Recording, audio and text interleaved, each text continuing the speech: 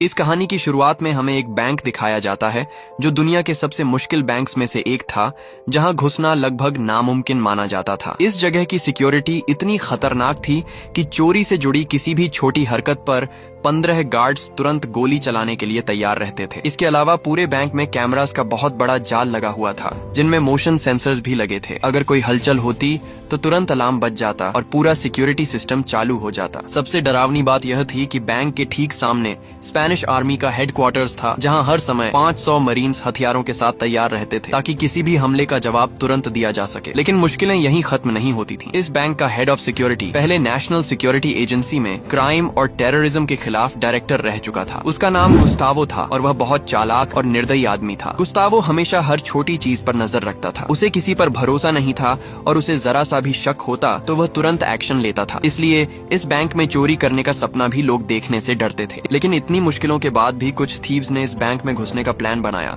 क्योंकि उनकी टीम में एक ऐसा लड़का था जिसका दिमाग किसी जीनियस से कम नहीं था। उस लड़के ने इस रहस्यमयी वॉल्ट का पूरा स्ट्रक्चर समझ लिया था और उसे खोलने का तरीका भी ढूंढ लिया था। यही वह काम था जिसे दुनिया के बड़े बड़े मास्टर थीव्स सालों से करने की कोशिश कर रहे थे, लेकिन सफल नहीं हो पाए थे। अब सवाल यह था कि आखिर यह लड़का इतनी कड़ी सिक्योरिटी वाले बैंक में घुसने वाला कैसे था, और क्या थीव्स की यह टीम अपने मिशन में सफल हो पाएगी या नहीं। कहानी में हमें वॉल्टर नाम का आदमी दिखाया जाता है जो इंग्लैंड में एक आर्टिफैक्ट सैल्वेज कंपनी चलाता था। वह समुद्र में डूबी पुरानी चीजों को ढूंढने का काम करता था। एक दिन वॉल्टर अपनी टीम के साथ समुद्र में एक पुराने जहाज की तलाश कर रहा था जो साल 1645 में डूब गया था। तभी उनकी टीम को उस जहाज का मलबा मिल गया। जेम्स नाम का डाइवर जहाज के अंदर गया और उसे वहाँ एक बॉक्स मिला। उस बॉक्स के अंदर 3 बहुत पुराने गोल्ड कॉइन्स रखे हुए थे। ये तीनों गोल्ड कॉइन्स बहुत खास थे क्योंकि इनके अंदर एक ऐसा राज छिपा था जिसे सुनकर कोई भी लालच में पड़ जाता। इन कॉइन्स की कीमत सिर्फ पैसों में नहीं थी, बल्कि इनके अंदर एक बहुत बड़ा सीक्रेट छिपा था। लेकिन इससे पहले कि वॉल्टर और उसकी टीम अपनी खोज का जश्न मनाते, अचानक उनका जहाज स्पेनिश नेवी ने घेर लिया। स्पेनिश नेवी ने कहा कि वॉल्टर की टीम ने उनकी टेरिटोरियल वाटर्स में जाकर ये आर्टिफैक्ट्स निकाले हैं, इसलिए अब इन सब चीजों पर स्पेन सरकार का हक है। उसके बाद नेवी ने वॉल्टर की टीम से सारी चीजें छीन ली, यहाँ तक कि वह बॉक्स भी जिसमें तीनों गोल्ड कॉइन्स रखे हुए थे। स्पेन की गवर्नमेंट उन कॉइन्स को लेकर दुनिया के सबसे सुरक्षित बैंक में रख देती है। वॉल्टर ये सब देखकर अंदर से टूट जाता है क्योंकि उसकी टीम ने उन कॉइन्स को समुद्र से निकालने के लिए बहुत मेहनत की थी। वॉल्टर उन कॉइन्स को वापस पाने के लिए बैंक में चोरी करने का प्लान बनाता है, लेकिन उसे पता था कि सिर्फ बैंक के अंदर घुसना ही बहुत मुश्किल था और वॉल्ट खोलना तो उससे भी ज्यादा खतरनाक काम था। इसी दौरान वॉल्टर को एक ऐसे लड़के के बारे में पता चलता है जो अपनी उम्र से कहीं ज्यादा इंटेलिजेंट था। उस लड़के का नाम टॉम था। टॉम अभी स्टूडेंट था और उसकी पढ़ाई भी पूरी नहीं हुई थी, लेकिन उसकी इंटेलिजेंस इतनी जबरदस्त थी कि बड़ी बड़ी कंपनीज उसे नौकरी देने के लिए तैयार थी। वे उसे हर महीने $4 लाख से भी ज्यादा सैलरी और बहुत सारी सुविधाएं देने का वादा कर रही थी। लेकिन टॉम बाकी लोगों जैसा नहीं था। वह किसी के नीचे काम करके अपनी जिंदगी बिताना नहीं चाहता था। उसका दिमाग हमेशा कुछ अलग करने के बारे में सोचता रहता था। एक दिन टॉम अपने पिता के साथ बैठकर बात कर रहा था। उसके पिता उसे समझाते हैं कि किसी अच्छी कंपनी में नौकरी कर लो ताकि जिंदगी आसान हो जाए और तुम्हारे माता पिता भी चिंता करना छोड़ दें। लेकिन टॉम हर बार की तरह बात को घुमा देता है। वह अभी तक कोई फैसला नहीं कर पाया था क्योंकि उसका मन किसी एक रास्ते पर टिक ही नहीं रहा था। उसी समय टॉम के फोन पर एक अजीब मैसेज आता है। उस मैसेज में लिखा होता है कि मैं तुमसे मिलना चाहता हूँ क्योंकि मैं तुम्हारी जिंदगी का सबसे बड़ा मौका हूँ। टॉम यह पढ़कर हैरान हो जाता है। उसे समझ नहीं आता कि आखिर यह मैसेज किसने भेजा है और कौन उसे इतना बड़ा मौका देने की बात कर रहा है। जिज्ञासा में टॉम उस मैसेज में दिए गए इंस्ट्रक्शंस को फॉलो करने का फैसला करता है। इसके बाद वह बताए गए लोकेशन पर पहुंच जाता है। वहां उसे लोरेन नाम की लड़की मिलती है जिसे वॉल्टर ने उसे लेने के लिए भेजा था। लोरेन एक बहुत चालाक थीव थी जो पिक पॉकेटिंग और चोरी में माहिर थी। लोरेन बहुत कॉन्फिडेंस से बात करती थी और उसकी बातें सुनकर टॉम को उसके साथ एक अजीब सा कनेक्शन महसूस होता है, इसलिए वह बिना ज्यादा सवाल पूछे उसके साथ चला जाता है। लोरेन टॉम को वॉल्टर के पास लेकर जाती है। वॉल्टर टॉम को देखते ही सीधे मुद्दे पर आ जाता है क्योंकि उसके पास समय बहुत कम था। वॉल्टर कहता है कि मैं चाहता हूं कि तुम दुनिया के सबसे सुरक्षित बैंक में घुसने में हमारी मदद करो ताकि मैं वह चीज वापस ले सकूं जो मैंने खुद समुद्र से निकाली थी। टॉम ये सुनकर हैरान हो जाता है। वह वॉल्टर से पूछता है कि क्या तुम्हें मैं कोई प्रोफेशनल थीफ लगता हूँ। वॉल्टर जवाब देता है कि मैंने इस मीटिंग से पहले तुम्हारे बारे में पूरी जानकारी निकाली है। मुझे किसी थीफ की नहीं बल्कि ऐसे इंसान की जरूरत है जो उस वॉल्ट का सिस्टम समझ सके। टॉम फिर पूछता है कि आखिर मैं तुम्हारी मदद क्यों करूं? तब वॉल्टर उसे बहुत बड़ा लालच देता है। वॉल्टर कहता है कि अगर यह काम सफल हो गया तो तुम्हें इतना पैसा मिलेगा कि तुम्हारी आने वाली 5 पीढ़ियां आराम से जिंदगी जी सकती हैं। इतना कहने के बाद वॉल्टर स्पेन का एक प्लेन टिकट टॉम के सामने रख देता है और वहां से चला जाता है। टॉम थोड़ी देर तक उस टिकट को देखता रहता है। उसके मन में बार बार वही बात घूम रही थी कि क्या वह सच में दुनिया के सबसे सुरक्षित बैंक को चैलेंज कर सकता है। थोड़ी देर रिसर्च करने के बाद टॉम के अंदर एक्साइटमेंट बढ़ने लगती है। वह अपनी इंटेलिजेंस को एक बार परखना चाहता था, इसलिए उसने स्पेन जाने का फैसला कर लिया। स्पेन पहुंचने पर एयरपोर्ट पर फिर से लोरेन उसे लेने आती है। वह टॉम को लेकर सीधे ग्रुप के हेडक्वार्टर्स पहुंच जाती है। वॉल्टर टॉम को देखकर बहुत खुश होता है क्योंकि अब उसकी टीम को वह दिमाग मिल चुका था जिसकी उन्हें सबसे ज्यादा जरूरत थी। इसके बाद टॉम की मुलाकात बाकी क्रू मेंबर से करवाई जाती है। क्लाउस एक जीनियस कंप्यूटर हैकर था जो सिस्टम्स हैक करने में माहिर था। जेम्स कई सालों से वॉल्टर के साथ काम कर रहा था और साइमन टीम का ऐसा मेंबर था जो हर छोटे बड़े काम में सबकी मदद करता था। लेकिन टीम के बाकी लोग टॉम को देखकर ज्यादा प्रभावित नहीं होते। उन्हें लगता था कि इतना छोटा लड़का उनके जैसे प्रोफेशनल थीव्स के साथ क्या कर पाएगा। टॉम को यह सब देखकर बिल्कुल फर्क नहीं पड़ता क्योंकि उसे हमेशा अच्छा लगता था जब लोग उसे कम समझते थे। टॉम के दिमाग में सिर्फ एक ही बात चल रही थी कि समय आने पर वह सबको अपनी असली इंटेलिजेंस दिखा देगा। उसी समय क्लाउस टीम को बताता है कि उसने बैंक के कंप्यूटर सिस्टम में घुसने के लिए एक वायरस बना लिया है ताकि वह सिक्योरिटी कैमरास को कंट्रोल कर सके। लेकिन सबसे बड़ी दिक्कत यह थी कि उनके पास वॉइसमेल पासवर्ड नहीं था, इसलिए वे बैंक के सिस्टम में पूरी तरह घुस नहीं पा रहे थे। तभी टॉम के दिमाग में एक आइडिया आता है। वह कहता है कि बैंक के किसी एम्प्लॉई को कॉल करो और खुद को बैंक मैसेजिंग सर्विस बताओ। फिर उससे कहो कि उसके लिए एक वॉइस मैसेज आया है और उसे सुनने के लिए बीप के बाद अपना पासवर्ड डालना होगा। सबको टॉम का आइडिया बहुत आसान लगता है, लेकिन जब वे इसे इस्तेमाल करते हैं तो वह सच में काम कर जाता है। इस तरह क्लाउस बैंक के कुछ सर्वेलेंस डिवाइसेस तक पहुंच बना लेता है और पूरी टीम टॉम की इंटेलिजेंस देखकर हैरान रह जाती है। हालांकि टॉम का यह आइडिया बहुत बड़ा साइंटिफिक ट्रिक नहीं था, लेकिन जिन लोगों को इसकी जानकारी नहीं थी उनके लिए यह काम लगभग नामुमकिन माना जाता था। वॉल्टर अब टॉम पर भरोसा करने लगा था, इसलिए उसने उन 3 गोल्ड कॉइन्स का असली राज टॉम को बताने का फैसला किया। वॉल्टर बताता है कि 16वीं सदी में एक इंग्लिश सेलर स्पेन के रॉयल शिप पर बहुत बड़ा ट्रेजर लेकर जा रहा था, लेकिन बाद में वह ट्रेजर कहीं छिपा दिया गया और उसकी जगह का पता किसी को नहीं चला। करीब 30 साल पहले वॉल्टर ने एक पुरानी चिट्ठी खरीदी थी जिसमें उस ट्रेजर के बारे में कुछ क्लूज लिखे हुए थे। बाद में वॉल्टर को पता चला कि ट्रेजर की असली लोकेशन और उसके कोऑर्डिनेट्स उन 3 गोल्ड कॉइन्स पर खुदे हुए हैं। वॉल्टर ने कई साल समुद्र में उन कॉइन्स को ढूंढने में लगा दिए थे और अब जब आखिरकार उसे वे कॉइन्स मिले तो स्पेन सरकार उन्हें दुनिया के सबसे सुरक्षित बैंक में ले गई। वॉल्टर टॉम से वादा करता है कि अगर यह मिशन सफल हो गया तो ट्रेजर की कीमत बराबर बराबर सब में बांटी जाएगी, और अगर किसी वजह से वे असफल हो गए तो भी वह टॉम को उसकी मेहनत और स्पेन आने के लिए अच्छा पैसा देगा। इसके बाद पूरी टीम बैठकर प्लान बनाना शुरू करती है। सबसे पहले उन्हें क्लीनिंग कंपनी को बेवकूफ बनाना था। वे बैंक बनकर क्लीनिंग कंपनी को फोन करते हैं और कहते हैं कि बैंक के अलार्म सिस्टम में दिक्कत आ गई है, इसलिए कुछ दिनों तक क्लीनिंग की जरूरत नहीं पड़ेगी। इसके बाद साइमन और टॉम क्लीनिंग वर्कर्स बनकर बैंक के अंदर जाने वाले थे। दोनों अपनी एक्टिंग बहुत अच्छे से करते हैं, इसलिए गार्ड्स को उन पर जरा सा भी शक नहीं होता। वे आराम से सिक्योरिटी गेट पार करके बैंक के अंदर पहुंच जाते हैं। अब उनका असली मिशन शुरू हो चुका था। दूसरी तरफ लॉरेन एक पेंटिंग एक्सपर्ट बनकर बैंक के अंदर जाती है। उसका काम रेयर पेंटिंग्स की जांच करना था। वह बैंक के मेन एंट्रेंस से अंदर जाती है और वहां उसकी मुलाकात हेड ऑफ सिक्योरिटी गुस्तावो से होती है। गुस्तावो को लोरेन पर कोई शक नहीं होता क्योंकि वह पेंटिंग्स के बारे में बहुत नॉलेज के साथ बात कर रही थी। लोरेन जानबूझकर गुस्तावो को अपना बबल टी पकड़ने के लिए देती है ताकि वह उसका फिंगरप्रिंट हासिल कर सके। उधर क्लाउस घर से कैमरास के जरिए पूरी टीम पर नजर रख रहा था। वह साइमन को सिग्नल देता है कि टेक्निकल रूम में जाकर डिवाइस कनेक्ट करो। साइमन चुपके से वहां पहुंच जाता है और अपने साथ लाया डिवाइस सिग्नल पोर्ट्स में जोड़ देता है ताकि क्लाउस पूरे सिक्योरिटी सिस्टम तक पहुंच बना सके। इसी बीच लोरेन को एक गार्ड बैंक प्रेसिडेंट के ऑफिस में ले जाता है जहां उसे कुछ रेयर पेंटिंग्स चेक करनी थी। जैसे ही गार्ड बाहर जाता है लोरेन तुरंत अपना स्पेशल स्कैनर निकालती है और पेंटिंग को तेजी से स्कैन करने लगती है। क्लाउस कैमरा फुटेज को स्लो करके एडिट कर देता है ताकि सिक्योरिटी टीम को लगे कि लोरेन अभी भी पेंटिंग देख रही है, लेकिन असल में लोरेन वॉल्ट की की ढूंढ रही थी ताकि उसकी कॉपी बनाई जा सके। आखिरकार उसे पहली की मिल जाती है और वह स्पेशल 3D डिवाइस से उसकी कॉपी बनाना शुरू कर देती है। लेकिन तभी अचानक बैंक प्रेसिडेंट कमरे में आ जाता है। अब सिचुएशन बहुत खतरनाक हो चुकी थी क्योंकि कैमरा पर चल रही फेक फुटेज खत्म होने वाली थी। अगर सिक्योरिटी टीम को असली और फेक फुटेज में फर्क दिख जाता जाता तो पूरा मिशन वहीं खत्म हो जाता। लोरेन बहुत चालाकी से प्रेसिडेंट से कहती है कि थोड़ा दूर खड़े हो जाइए ताकि मैं आपकी फोटो ले सकूं। प्रेसिडेंट को कुछ भी शक नहीं होता और वह उसकी बात मान लेता है। इसी वजह से लोरेन मुश्किल से बच जाती है। प्रेसिडेंट फिर कमरे से बाहर चला जाता है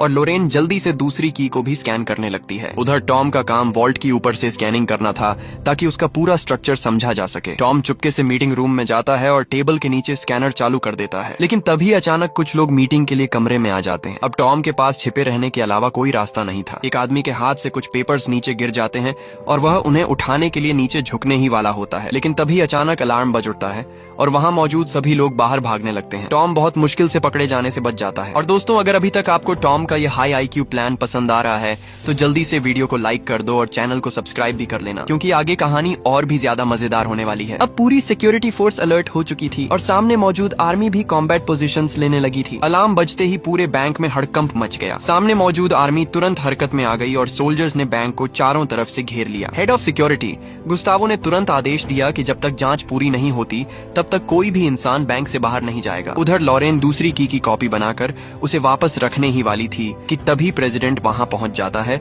और उसे अपने साथ बाहर चलने के लिए कहता है। पूरी टीम बहुत घबरा जाती है क्योंकि अगर की वापस अपनी जगह नहीं रखी गई तो सब पकड़े जाते। तभी टॉम खुद आगे आने का फैसला करता है। लोरेन जल्दी से की नीचे गिरा देती है ताकि टॉम उसे पकड़ सके। खुशकिस्मती से टॉम सही समय पर की पकड़ लेता है और उसे जमीन पर गिरने नहीं देता। इसके बाद वह चुपके से की वापस सेफ में रख देता है, लेकिन जैसे ही टॉम अपना काम खत्म करता है तभी एक गार्ड कमरे में आ जाता है और टॉम को देखकर चौंक जाता है। गार्ड उससे पूछता है कि तुम यहाँ क्या कर रहे हो। टॉम तुरंत एक्टिंग करते हुए कहता है कि उसने हेडफोन्स लगाए हुए थे, इसलिए उसे अलार्म सुनाई नहीं दिया। गार्ड उसे तुरंत बाहर निकलने को कहता है और टॉम वहां से बचकर निकल जाता है। इसी बीच गुस्तावो को पता चलता है कि अलार्म सिग्नल वॉल्ट की तरफ से आया था। वह तुरंत गार्ड्स को वहां जांच करने भेजता है, लेकिन जब गार्ड्स नीचे पहुंचते हैं तो उन्हें वहां कुछ भी सस्पिशियस नहीं मिलता। आखिर में गुस्तावो मजबूरी में सभी लोगों को घर जाने की इजाजत दे देता है। बैंक से मिली इन्फॉर्मेशन के बाद टॉम अपनी इंटेलिजेंस का असली कमाल दिखाना शुरू करता है। वह वॉल्ट की स्कैनिंग को ध्यान से चेक करता है। तभी उसे एक ऐसी जगह दिखती है जिसे स्कैनर ठीक से एनालाइज नहीं कर पाया था। टॉम तुरंत समझ जाता है कि वहां पानी मौजूद है। जांच करने पर उसे पता चलता है कि वॉल्ट के ऊपर एक बहुत बड़ा वाटर टैंक बना हुआ है। 19वीं सदी के इंजीनियर्स ने वॉल्ट को बचाने के लिए बहुत खतरनाक ट्रैप तैयार किया था। अगर कोई अंदर घुसने की कोशिश करता तो पूरा वॉल्ट पानी से भर जाता। टॉम ये भी समझ जाता है कि उस समय मोशन डिटेक्शन टेक्नोलॉजी नहीं थी, इसलिए इंजीनियर्स ने एक जायंट बैलेंस स्केल का इस्तेमाल किया था। जैसे ही कोई इंसान उस स्केल पर कदम रखता, सिस्टम एक्टिवेट हो जाता और पानी तेजी से वॉल्ट के अंदर भरने लगता। अब सबसे बड़ी मुश्किल ये थी कि आखिर उस जायंट स्केल को रोका कैसे जाए, क्योंकि अगर वह एक्टिवेट हो गया तो अंदर जाने वाला इंसान जिंदा बाहर नहीं आ सकता था। उधर बैंक में हुए अलार्म इंसिडेंट की वजह से गुस्तावो को प्रेसिडेंट की डांट सुननी पड़ती है, क्योंकि टूरिस्ट्स डर गए थे। असल में उस समय वर्ल्ड कप चल रहा था और बैंक के बाहर वाले स्क्वायर में हजारों लोग स्पेन टीम को सपोर्ट करने के लिए जमा होते थे। प्रेसिडेंट का एडवाइजर कहता है कि शायद जायंट स्क्रीन्स और जनरेटर्स की मैग्नेटिक फील्ड्स की वजह से अलार्म बज गया होगा। दूसरी तरफ जेम्स और साइमन सीवर के रास्ते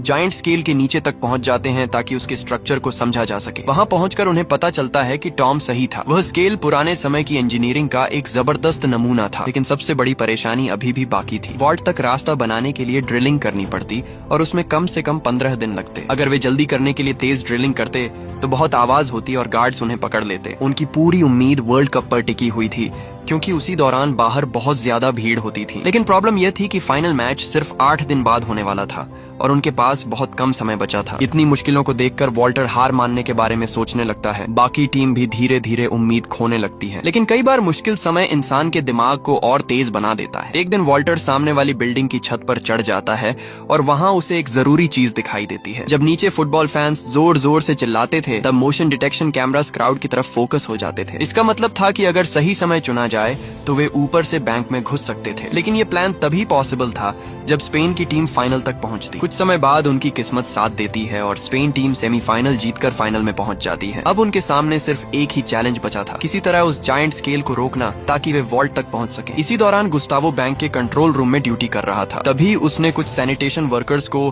आपस में बात करते हुए सुना। वे कह रहे थे कि कुछ दिन पहले बैंक की तरफ से फोन आया था जिसमें क्लीनिंग कैंसिल करने को कहा गया था क्योंकि अलार्म सिस्टम में दिक्कत थी। ये सुनते ही गुस्तावो को अचानक टॉम और साइमन याद आ जाते हैं जो नए क्लीनिंग वर्कर्स बनकर बैंक के अंदर आए थे। उसे तुरंत शक होने लगता है। वह बिना समय गंवाए पुराने कैमरा फुटेज निकलवाता है और टॉम और साइमन की रिकॉर्डिंग्स चेक करने लगता है। अब गुस्तावो को यकीन हो चुका था कि कुछ बड़ा खेल चल रहा है, लेकिन प्रॉब्लम यह थी कि टॉम और साइमन का कोई क्रिमिनल रिकॉर्ड नहीं था। इसी वजह से फेशियल रिकॉग्निशन सिस्टम उनकी असली पहचान तुरंत नहीं ढूंढ पाया। इसके बाद गुस्तावो बैंक की सिक्योरिटी और ज्यादा बढ़ा देता है। वह गार्ड्स की संख्या दोगुनी कर देता है और हर कोने में नए सर्वेलेंस डिवाइसेस लगवा देता है। उधर टॉम कई रातों से सो नहीं रहा था। वह लगातार जायंट स्केल को रोकने का तरीका ढूंढ रहा था। काफी सोचने के बाद आखिरकार उसके जीनियस दिमाग में एक आइडिया आता है। टॉम समझ जाता है कि नाइट्रोजन गैस की मदद से मेटल को फ्रीज किया जा सकता है। अगर जायंट स्केल को पूरी तरह फ्रीज कर दिया जाए तो वह एक्टिवेट नहीं होगा, लेकिन इतना बड़ा स्केल फ्रीज करने के लिए कम से कम 500 किलो नाइट्रोजन गैस की जरूरत थी। साइमन इस काम की जिम्मेदारी लेता है और पूरी टीम प्लान को फाइनल करने लगती है। सबसे पहले उन्हें गुस्तावो का फेक फिंगरप्रिंट बनाना था ताकि वॉल्ट का सिक्योरिटी सिस्टम खुल सके। इसके बाद उन्होंने वॉल्ट की दोनों कीज की कॉपी भी तैयार कर ली। उधर वॉल्टर सीक्रेटली 3 फेक कॉइन्स भी बनवा लेता है, लेकिन वह किसी को नहीं बताता कि इन फेक कॉइन्स का असली इस्तेमाल क्या होने वाला है। आखिरकार वह दिन आ जाता है जिसका सबको इंतजार था। स्पेन और डच टीम्स के बीच वर्ल्ड कप फाइनल शुरू होने वाला था। पूरा शहर फुटबॉल के जोश में डूबा हुआ था और बैंक के बाहर हजारों लोग जमा थे। अब सेंचुरी की सबसे बड़ी चोरी शुरू होने वाली थी। टीम का हर मेंबर अपने अपने पोजीशन पर तैयार था। टॉम, लोरेन और जेम्स सामने वाली बिल्डिंग की छत पर पहुंच जाते हैं। तीनों रोप्स की मदद से दूसरी बिल्डिंग की तरफ स्विंग करते हैं और फिर ग्लास कटर से रूफ का शीशा काट देते हैं। इसके बाद वे रोप्स के सहारे धीरे धीरे बैंक के अंदर उतर जाते हैं। उधर क्लाउस कैमरास के जरिए गार्ड्स की हर मूवमेंट देख रहा था और लगातार टीम को सिग्नल्स दे रहा था। उसकी मदद से तीनों गार्ड्स की नजरों से बचते हुए आगे बढ़ते जाते हैं। फिर वे वेंटिलेशन डक्ट्स के रास्ते वॉल्ट की तरफ जाने लगते हैं। उधर गुस्तावो आज बहुत ज्यादा अलर्ट था क्योंकि उसे अंदर से महसूस हो रहा था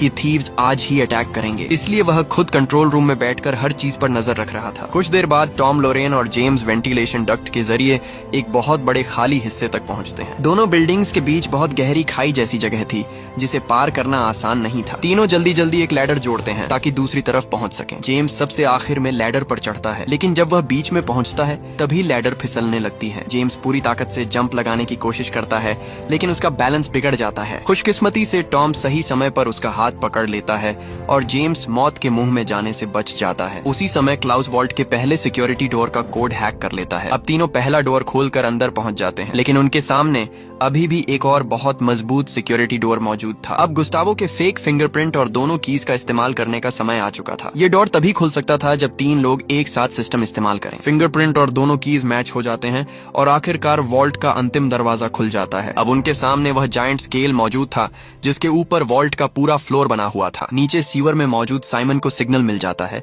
और वह तुरंत जायंट स्केल के बेस पर नाइट्रोजन गैस छोड़ना शुरू कर देता है। पूरी टीम सांस रोककर इंतजार करने लगती है क्योंकि अगर ये प्लान फेल हो गया तो सबकी मौत तय थी। कुछ देर बाद चमत्कार जैसा होता है और जायंट स्केल पूरी तरह फ्रीज हो जाता है। टॉम सबसे पहले आगे बढ़ने का फैसला करता है ताकि चेक कर सके कि रास्ता सुरक्षित है या नहीं। जब उसे यकीन हो जाता है कि स्केल रिएक्ट नहीं कर रहा, तब बाकी लोग भी जल्दी से अंदर पहुंच जाते हैं। अब तीनों उस बॉक्स को ढूंढने लगते हैं जिसमें 3 गोल्ड कॉइन्स रखे हुए थे। उधर कंट्रोल रूम में बैठे गुस्तावो को अचानक पता चलता है कि लॉबी के कुछ सेंसर्स बंद हो चुके हैं। यह देखते ही वह समझ जाता है कि थीव्स बैंक के अंदर घुस चुके हैं। वह तुरंत पूरी सिक्योरिटी टीम को अलर्ट कर देता है और आर्मी सपोर्ट को भी बैंक घेरने का आदेश दे देता है। इसी बीच नीचे जायंट स्केल के पास नाइट्रोजन गैस का असर धीरे धीरे खत्म होने लगता है। स्केल दोबारा एक्टिवेट होने लगता है और खतरा फिर से बढ़ जाता है। खुशकिस्मती से लोरेन को आखिर वह बॉक्स मिल जाता है जिसमें 3 कॉइन्स रखे हुए थे, लेकिन जैसे ही जेम्स उस बॉक्स को देखता है वह अचानक गन निकाल लेता है और लोरेन पर तान देता है। जेम्स कहता है कि बॉक्स उसे दे दो। ये देखकर टॉम और लोरेन दोनों हैरान रह जाते हैं। तभी जेम्स अपना असली सच बताता है। वह असल में ब्रिटिश क्राउन का एजेंट था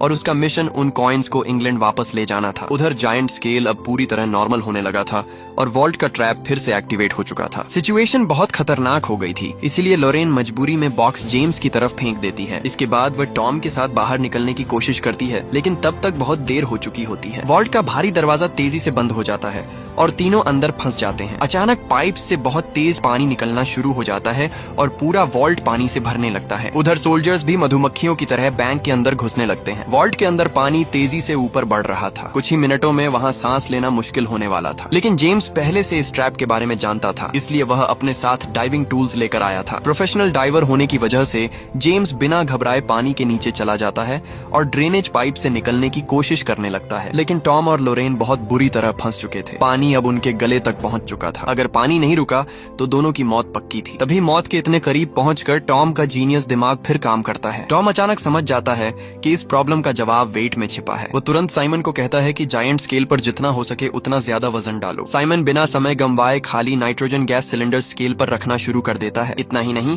वह खुद भी स्केल पर बैठ जाता है ताकि ज्यादा वेट पड़ सके। उधर घर पर बैठे वॉल्टर और क्लाउस भी अपने साथियों के लिए प्रार्थना कर रहे थे और तभी एक बार फिर मिरेकल हो जाता है। वॉल्ट में पानी छोड़ने वाले पाइप्स धीरे धीरे बंद होने लगते हैं। टॉम और लोरेन आखिरी समय पर मौत से बच जाते हैं। कुछ देर बाद वॉल्ट तक पहुंचने वाला रास्ता फिर से खुल जाता है। इसी समय गार्ड्स और गुस्तावो तेजी से वॉल्ट के अंदर पहुंचते हैं, लेकिन अंदर पहुंचकर वे हैरान रह जाते हैं क्योंकि वॉल्ट पूरी तरह खाली था। गुस्तावो समझ ही नहीं पाता कि आखिर थीव्स गायब कहां हो गए। थोड़ी देर सर्च करने के बाद उसे पता चलता है कि थीव्स पानी के पाइप और वेंटिलेशन डक्ट के जरिए भाग निकले हैं। ये जानकर गुस्तावो गुस्से से भर जाता है और पूरे बैंक में सर्च ऑपरेशन शुरू करवा देता है। टॉम और लोरेन पुराने वेंटिलेशन डक्ट के अंदर तेजी से भाग रहे थे, लेकिन अब सिचुएशन पहले से ज्यादा खतरनाक हो चुकी थी। क्लोज कैमरास के जरिए उनकी मदद नहीं कर पा रहा था क्योंकि सोल्जर्स ने लगभग हर एग्जिट को घेर लिया था। बैंक की विंडोज भी बुलेट प्रूफ ग्लास से बनी थी, इसलिए उन्हें तोड़कर बाहर निकलना नामुमकिन था। तभी लोरेन को अचानक एक पुराना रास्ता याद आता है। वह टॉम से कहती है कि उसके पीछे आओ क्योंकि तीसरी मंजिल पर एक रास्ता हो सकता है। उधर गार्ड्स लगातार दोनों का पीछा कर रहे थे